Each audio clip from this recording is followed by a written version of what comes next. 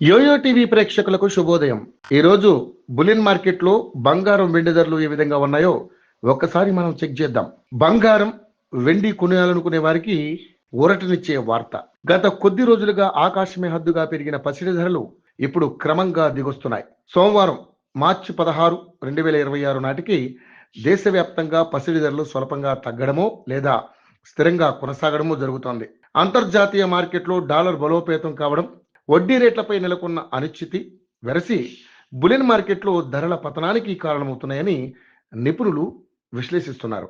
ఇక పెళ్లి సీజన్ మొదలైన వేళ ఈ ధరల తగ్గుదల సామాన్యులకు పెద్ద ఊరట అని చెప్పాలి.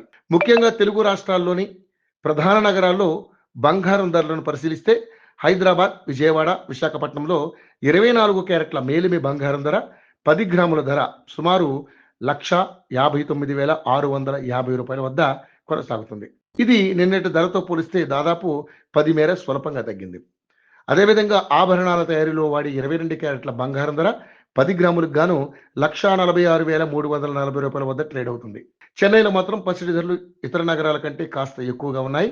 అక్కడ 24 క్యారెట్ల బంగారం 1,61,010 రూపాయలుగా ఉండగా 22 క్యారెట్ల ధర 1,47,590 రూపాయల వద్ద ఉంది.